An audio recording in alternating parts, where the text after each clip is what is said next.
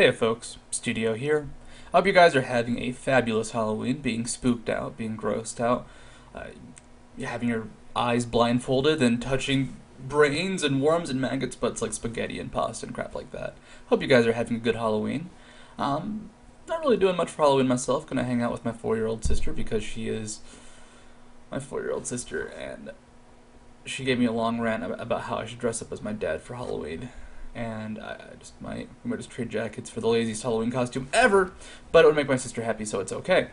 Anyhow, not really much to say about Halloween myself. League of Legends had their skins this year, but we're going to be talking about mid Gangplank today. And mid Gangplank is cool as hell. Now, he relies on something that may be a bug, and this bug may be fixed, but we'll get into it when we get into it. However, there's not a lot to say to preempt it. I will say this actually, this was a game between Dignitas and oRbit. And there were some issues with internet on Dignitas and I believe oRbit as well, so I wouldn't take this game 100% seriously in the sense that this was a tournament match, yes, but neither team could really play to their fullest potential. So Dignitas loses. Do not take that to mean a whole lot, because PewDiePie was having internet issues. But let's go ahead and get into this replay. So, come on, play button, there we go. We're going to be following Nien. Now, Nien is playing Gangplank. He's playing Gangplank against Diana. There's a lot of reasons for this. Diana is a melee mid, and melee mids tend to have their own issues when it comes to harass, and people usually think of certain AD bruisers as hard counters to them. So Darius versus Diana has been something we've seen before. Darius did it, and it crushes Diana's. There's very little Diana can do to survive a lot of the mid lane bruisers.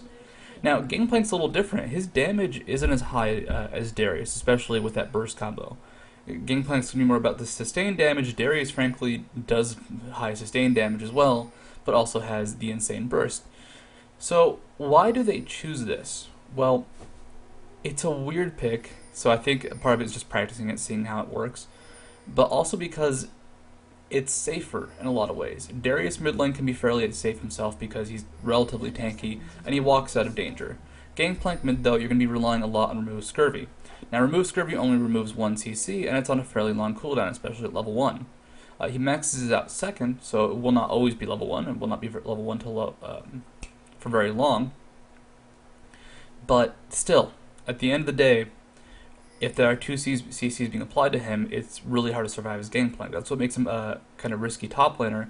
What if Aurelius slows him, then Hecarim shows up with red buff? Gangplank probably won't escape that.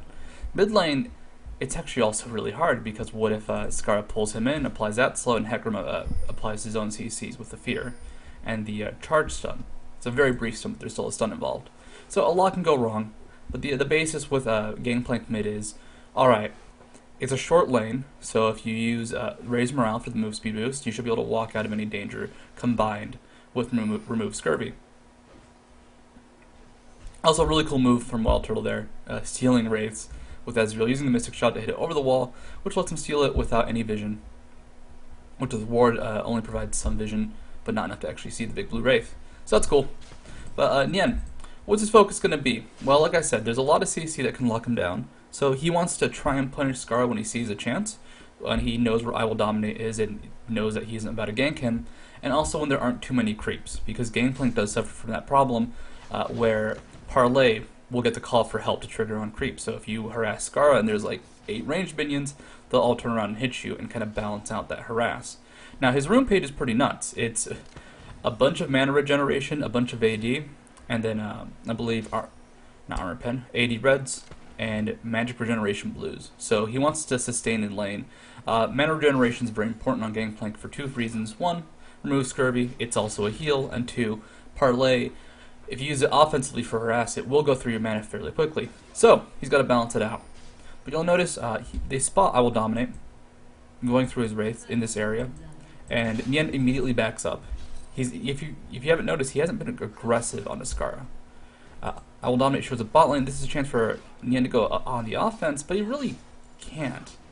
And this is kind of a problem Gangplank has. So part of it was he didn't want to use level 1 Parlay. It's not particularly mana inefficient. Once he hits rank 2, the extra 25 damage is relatively noticeable. So he's rank 2, he's going a lot more for the pressure. He knows I will dominate his bottom, so he's going for this just big ol' sustained harass. I'm going to kick your butt, Scar. I'm just going to shoot you a bunch of times. And Scar really can't deal with it. He has 1 point in the Pale Cascade, the shield, but that will only be a shield for 6 seconds, or up to 8 seconds, and it's not a very big shield. 110 is what his final duration is going to be, but still Gangplank, if he times his harass well, can go through that fairly easily, and Diana will have mana issues. Really though, both sides are being fairly defensive. Scar is pushed up, but I don't think he's too worried as long as he stays far back when he's not CSing. So go forward, throw a Pale Cascade, be on the retreat. Also, I think he's more confident being on this side of the map, which is lucky because I Will Dominate was on that side of the map. But he expected, alright, if High shows up for a gank, I can retreat to I Will Dominate and they can win a 2v2. So there's a lot of weird play going on, there's a lot of smart play going on. Well, the teams aren't being super offensive, they're both being very defensive in less than obvious ways, which is important because if you're being obvious about what you're trying to do in terms of defense or offense, the enemy team will punish you for that. Both teams are very good about this. But what is this mid lane really going to be? Defensive farming until a bunch of wards get out and people know that they're not going to die. For example, I Will Dominate shows up in lane. Can he really go for a gank? No. Nien's too pushed up. He just doesn't even try and hide it. He's trying to get his jungle back up. I think he wants to focus on that bot lane. But Nien, he saw I Will Dominate. He doesn't know where he is now. Now he sees him at this ward. He can go aggressive, which he immediately does. But it's this balance. And this is something scary about the mid lane, especially when you don't have somebody with mobility like Cassidy or Ahri. You have to be ready for things to go terribly right and terribly wrong. And if you feel you can go on the offense, you better have an escape plan if they do come for a gank. The escape plan can always be going for a kill, but in this case both of the players are being fairly defensive. Scar, when he doesn't have the backup from I Will Dominate, just immediately retreats. And it's very sensical play.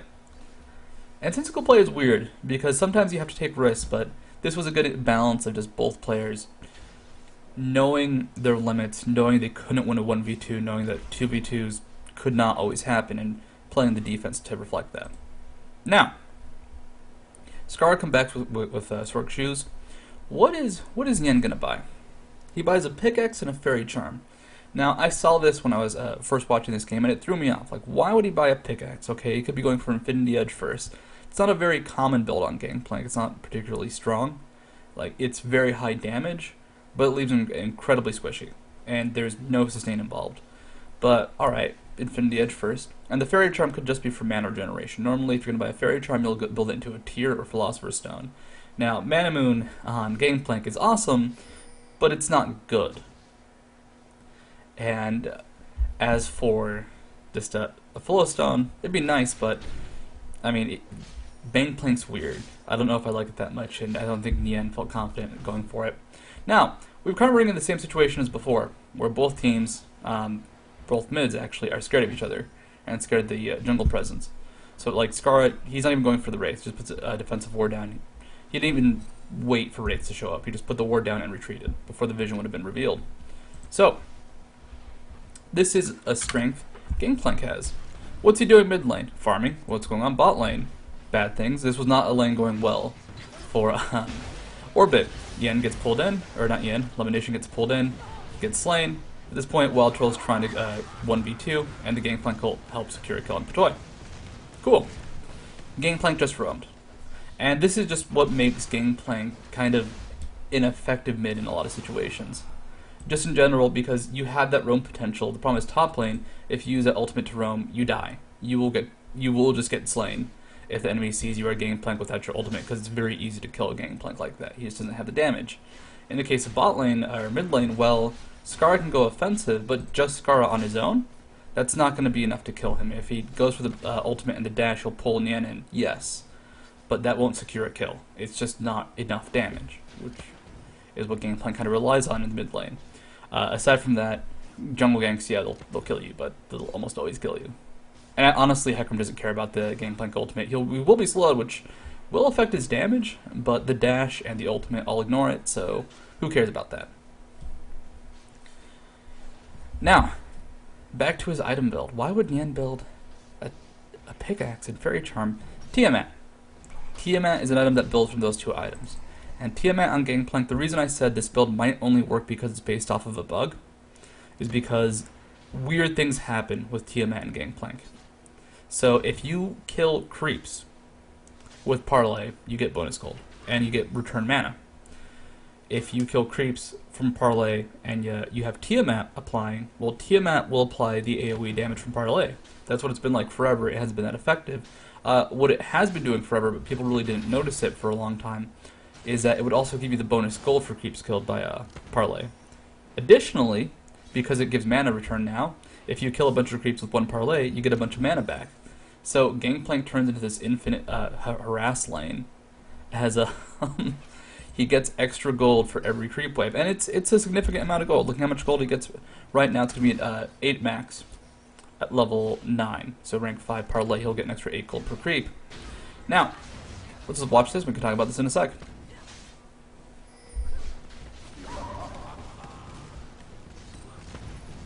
Okay.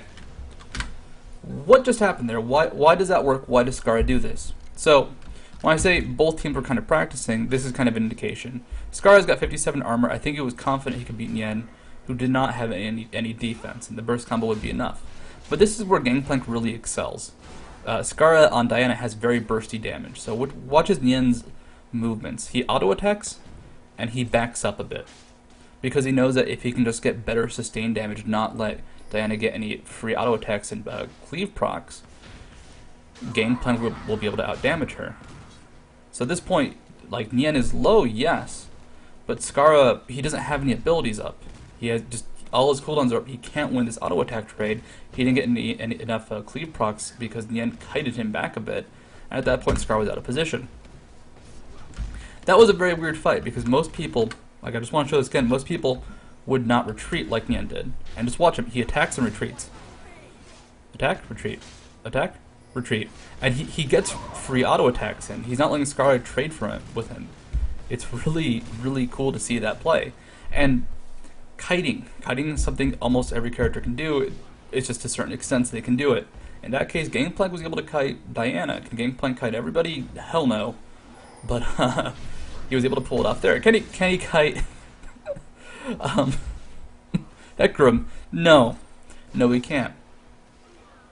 And the reason this gank worked so well is Hecarim actually does a lot of damage.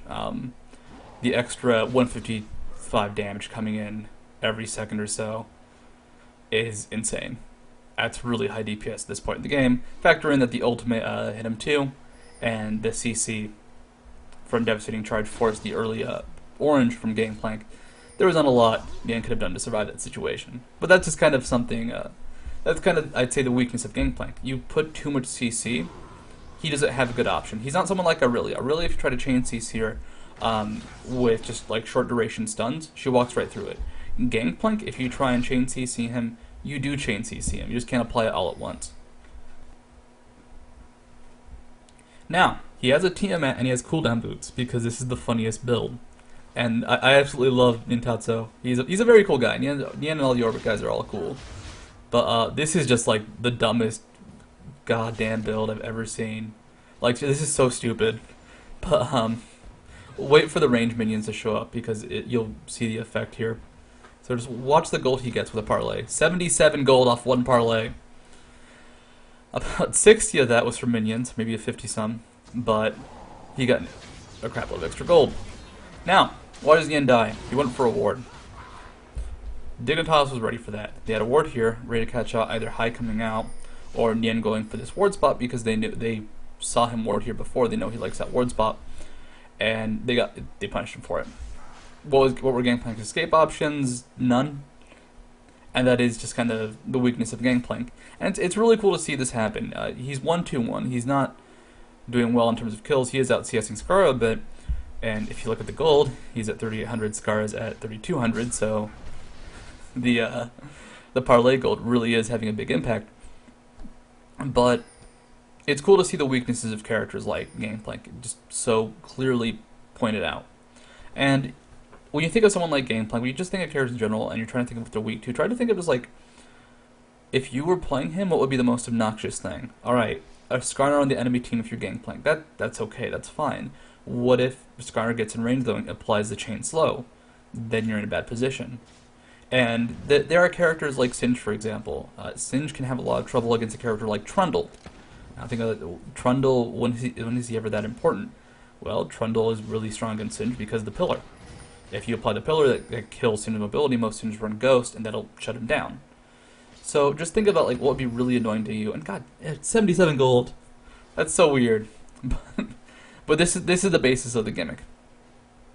He can out farm Skara because he will just get more gold per creep wave. He's going to get an extra 48 gold per creep wave, not including cannon minions, if he gets all the parlays perfectly, which can be tricky, but it's not that hard for him to do in the end. Now, let's talk about Gangplank's ultimate. Going back 30 seconds, we can watch the bot lane. Gangplank's ultimate is something very interesting. Normally in the top lane, it's hard to use in other lanes because if you screw up, you die. In this case, though, mid lane, because it's a shorter lane, and he sees I will dominate down here, which means he can't be ganked mid lane, he feels confident. So when do you want to use Gangplank ultimate? Well, you want to use it when the fight's been stationary for a second, or to try and zone people out. So here, they're trying to catch people. So the Gangplank ultimate lands here, they're being denied this zone. They have to retreat. They either go forward and die, or retreat through the Gangplank ultimate. So there's just no good area for them to fight in. And being denied that wide space, that leads to a kill on the Patoy. Because what could they really do to defend against that? Not much. Now, one cool thing about this Tiamat build is it pushes really hard. Now wait a second, pushing, that's bad. No, pushing is sometimes bad. Pushing can be sometimes amazing and sometimes terrible. In the case of going against Skara, who's playing Diana, Diana is a great roaming character, especially if she can't kill her mid lane, just push up and go to a different lane.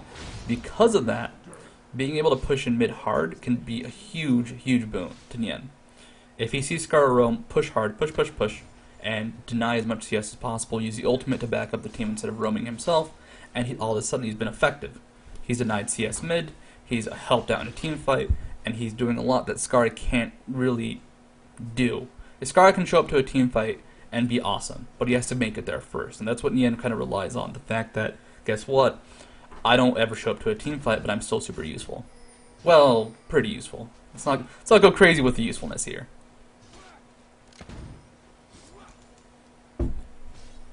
Now, Skara just bought a large Rob, and Nien's build is going to transition into something I call a Rumble build.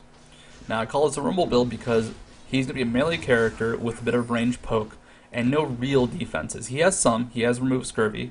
He is a naturally beefy character. But think about Rumble. What does Rumble have for defenses? Scrap Shield, and he might build a Rylai's, and he might build a Woda and Zhonya's. So nothing really consistent. There is no just like, oh yeah, this makes him beefy, but he gets some defense, and Gangplank's the same way when you build him like Nien's building him. Now, team fight at the Dragon. Lemonation gets grabbed in. Rest in peace, Lemonation. You led a very short life. Lemonation, by the way, I believe he was having PC issues, could not stop getting grabbed. It was really funny. But oRbit, they're behind 1,000 gold. They want to go for this fight. How do you set up this engagement? Well, part of it is they want to try and zone the enemy team off Dragon. If they put a Gangplank ultimate right here, for example, and they start a fight there, that splits off Dignitas from Dragon. It'll be hard for them to contend it. In this case, they barely dodge a grab from Blitzcrank, and they're still trying to force this engagement in this area. They want to find a situation where A, High gets a good grab off, and B, Nien gets a good ultimate off, which is kind of 2 for 1, because that means that someone's isolated that High can pick off. At the same time, it means that the enemy team is either grouped up in a spot where they're being denied a huge zone of just influence and can't really fight, or they're all grouped up and just taking a crap load of damage. So what happens? Both teams just retreat. I love that. I just love that. All right, we can't really kill each other. Let's not risk this. And Lemonation's death means absolutely nothing. Something to note, by the way, Lemonation 053, like I said, he was having some issues. So was AmaCutiePie. AmaCutiePie was a person having issues for Dignitas. The weather has just been devastating lately, sadly. But Lemonation, he was having his issues. He was getting cut out a lot, but he's 053. He can throw himself at the enemy. He's worth about maybe 100 gold, maybe 90. Obviously, he doesn't want to die for nothing, but if he can put himself into a situation where he gets his ultimate and his root off and possibly some of the plants and dies, he will be in an awesome spot. because, alright, the enemy team might still get hit by the CC, they might still get rooted, and he's worth so little that dying is not a huge problem for him. Now, once again, we're back to the dragon fight. Hai shows up. They kill a ward here. A grab and elimination. Elimination, what will you do? Not much. Unfortunately, they couldn't start a team fight with that because Nien wasn't quite to mid lane, or quite there for mid lane. But Dignitas, they're grouped up. They're looking for that dragon. They killed elimination. It's a 4v3, and they're still not super confident about that. That's something I like. I do like that they're not being too overt with this, too. Just, here's what we're going to do. So, they do start it. Cutie roams from mid lane. This is a bait. This is what Patoy's here to do. He tries to get a grab off, misses the grab, and at this point, they're in this little area, and the zone gets denied. So, Patoy goes aggressive, trying to shut down Troll's damage. And now the fight's split. This is a cool engagement because they're traveling through the Gangplank ultimate to reach the fight over here. Scarra does finally get to Wild Turtle after going through the ultimate, but unfortunately, the slow and the denial that happened prior to this entire engagement kind of denies everybody. At this point, though, they're low on orbit. It was a 3v4, but guess what? Gangplank's here to burst people down, to kill people with his gun and shoot him in the face, and it works. So we're going to look at this again, because that fight has a lot of things going on in it. So what I mentioned before was the area being denied by Gangplank. Watch this area. Watch just the area around Dragon. Some players run through it, some players dash through it, but in the end, it is not a safe place to be fighting in. At the same time, watch how Nien fights. He fights kind of like how he fought when he fought Scar earlier. Like, he's not trying to go super all in until he sees that he has a really big advantage, because if he does that, he's so squishy, he will die. It's the Rumble playstyle of fighting. So the area is being denied. People are going through it. They're taking a lot of damage. Cutie can't show up. Nien, he's in the engagement. Once Cutie shows up, he shoots and retreats. He's being very defensive. Once he sees the enemy team has been just gunned down so much, now he can chase. They just don't have the damage to kill him, and he'll punish them for it. And this is how you fight as a squishy character like Rumble, like Gangplank when built like this, when you can't really survive all that much because you don't have very great defensive stats, but you're melee. You do not initiate anything. You are not starting team fights with your face ever. If you do that, you die. In the case of oRbit, alright, Nien can start team fights because of his ultimate, but he's not going to be the main, alright, I'm going to rush in and do awesome things guy. That's going to be Hai. It's going to be elimination when he gets grabbed in, but Yuzuki and Hai will be the bulk of the initiation. Looking at Yuzuki's build, for example, he has a Ninja Tabby and Doran Shield for defense. So he has 93 armor to Nien's 56. Now, 56 armor is not a lot of armor. It's not going to stop any damage. Dignitas knows this, oRbit knows this. He's finally going for a Triforce, which provides him a little bit of survivability. And he also picks up a red potion. And I really like that buy, because it makes up for the fact that my mouse just fell. It makes up for the fact that he doesn't really have HP, because he just buys them additionally for this short amount of time. Now, unfortunately, he wanted to buy health potions too in case the lane went on for a little bit longer, which means he had to use it right away. Which I say unfortunately because, well, he may not get a benefit from the red potion. However, I think with those kills, they felt they were farther ahead, which is the case. They're at about 900 gold, and Nien was just kind of confident now. And with red buff, by the way, he can completely destroy Scarra. Scarra can just hard initiate, and shouldn't go down too quickly, and that will just be the end of Scarra. We saw that Nien could kite Scarra before, and that's going to be just worse now that he has a Phage and red buff. But what is the plan for oRbit now? Well, they have elimination roaming down here, because bot lane, well, they don't see where Patoy is, but Wild Turtle should be able to duel Cutie. I think they thought either Cutie was lagging or was off, because they were relatively confident in Wild Turtle's abilities, and he is a good player. But part of it too was that Wild Turtle also has the kill lead, so he's been incredibly effective this game. So again, he himself is just going to focus on pushing mid lane. There's something nice about Gangplank in general. If the game goes passive, you tend to benefit from it. This Gangplank, because he has that parlay passive, if you are farming with it very actively, you get so much gold, it is insane. In the case of the Tiamat plank, he's got 7,700 gold. He's got the most CS in the game by a significant amount, so part of it's that. But also every kill he's getting is going to be 8 more gold for the most part. He's getting more. He's getting more parlay kills than he is not parlay kills right now, and that means a lot when you look at the overall scheme of things. All he needs now is a Twisted Fate. All right, he killed 3 melee minions and he got 99 gold. That is, he pressed one button to get 100 gold, and I realized, all right, he killed 3 creeps, but still, that's insane. That's so stupid. It's such a dumb build, but still, the idea is there.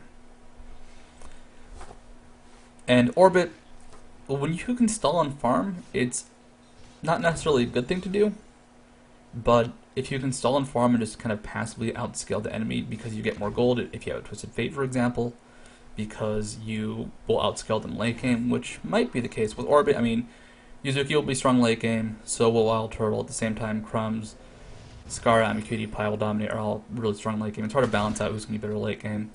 But if you think you can outscale the enemy late game, passive farming can be an okay solution. I don't like passive farming all that myself, just because it's passive, and I feel it does leave you open to exploitation, but Vladimir is going to be hard to gank top lane. Mid lane, Nien should be relatively safe now that he has a Triforce, and he's just really fast. Hecarim's going to have trouble dealing with that. By the way, Hecarim was a really good pick against the Gangplank, because early on, he will be the same speed as him, can deny him so much, and later on, it's going to be something similar, but in the case of Nien's build, he's just so squishy. He's squish, man. He is squish.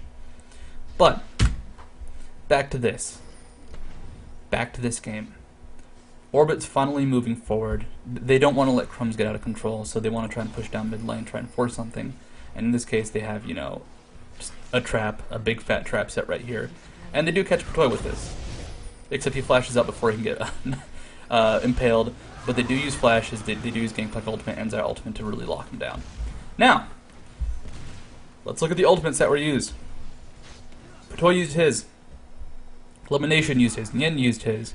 Flash wasn't used. I thought he flashed there. Patoy flashed himself.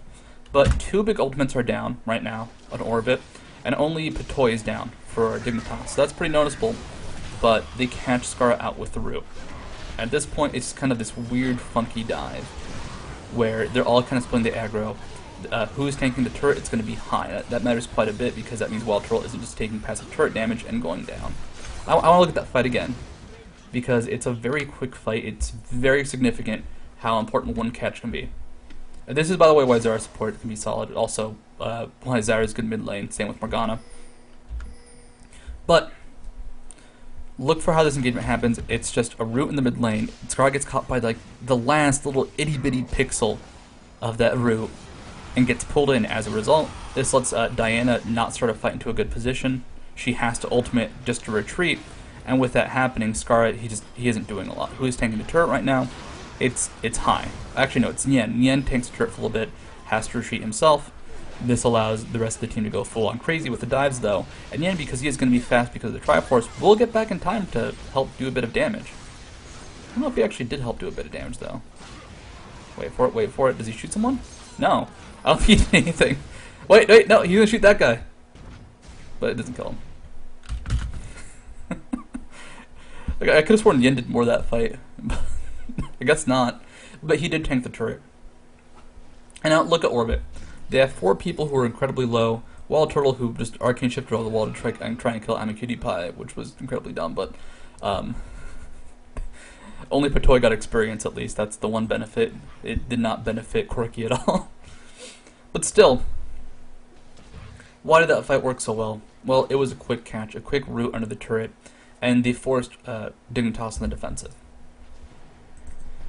And with the way their team works, if you're running from Gangplank, if you're running from the very squishy team except for Hai and Yuzuki, it's going to be a huge benefit to oRbit because that lets them just get their high damage off. Now, Nien did a lot at the beginning of that fight until he chased under the turret and had to retreat, but that set up a lot of, he did a lot of damage. And that is a cool setup for this team. If they do catch someone with Skarner's ultimate or a Zyra root and force the enemy team on the retreat, they will win that fight. Because guess what? Nien, he has nothing but damage items, and he's not being punished for it. Same with Wild Turtle. Hai's going to have that chain slow to keep people in place, and the Zyra root, it starts everything off. And of course, Vladimir's ultimate's amplifying all this. So, there's a very cool synergy in the fact that if they start a fight and get a chase going on, it benefits them greatly. If not, if they're all clustered and they get hit by Diana Pool into a Hecarim ultimate, into a very just pissed off, just really killing everybody, okay, they're screwed if that happens. But they start fights like this. They just keep doing this. They keep on this offensive. They're forcing Scarra to be in a just bad position. And they do try and kill Nien. This time they go for the offense. This time they're trying to shut them down. But Scarra, what can he really do? Because he didn't set up a good initiate, he just has to retreat immediately. You get this really long spread out fight with Dignitas unable to lock anybody down because, well, that was a good flash from high and Scarra's really good. Now, this is going less into the specifics, but this is just kind of our specifics of Gangplank. The reason I like this fight so much is because it shows everything that can work well with a bit of an unorthodox team. Like I said, they have really good AoE initiate on Dignitas. I'm just going to pause right now because we know what's about to happen. So if you look at this area, they pull Scarra in, they get him locked down here, and he will engage onto Nien here. They use the Gangplank ultimate and Zarya ultimate in this just entire area. And it means that if they do try to follow up with the initiate from Scarra, like let's say Hecarim gets ult into everybody, comes try to fight in the lockdown position, and unfortunately Cutie wasn't there, so he can participate in the fight, but like let's say they do, they're going to be CC'd, they're going to be in a bad position despite the fact that they might have a good AoE initiate. So let's watch it again.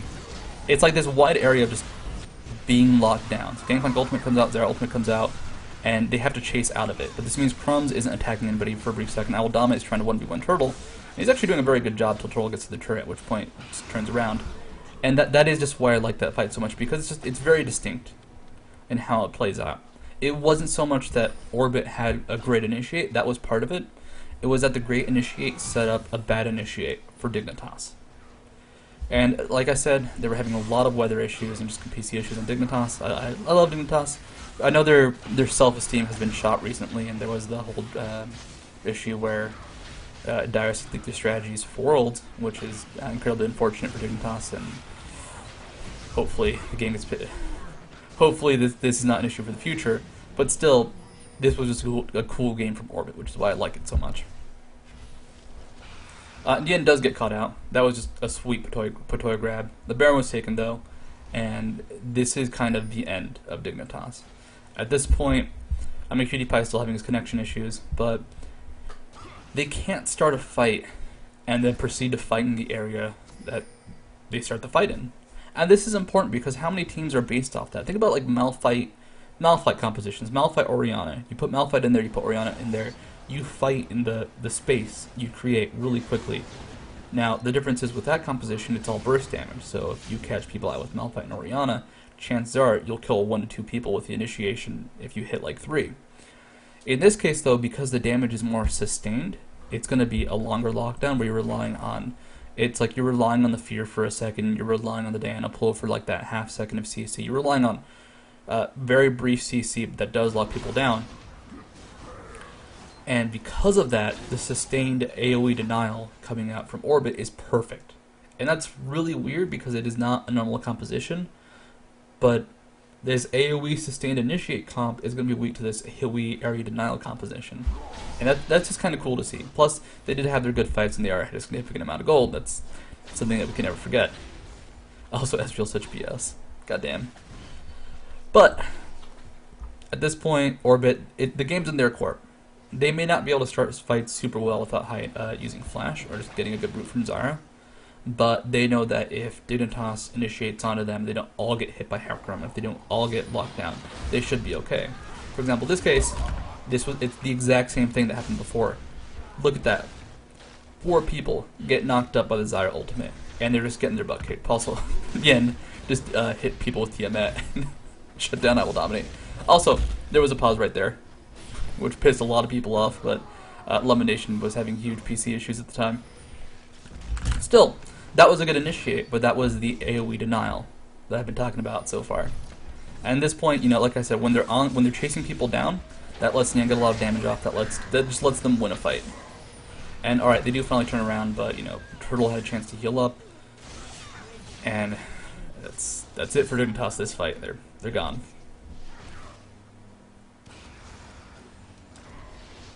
It's very important to remember that in North America we tend to restrict teams quite a bit. It's like, what does a team do? Like, what is their style? How would you describe them? And we have very few descriptions for it.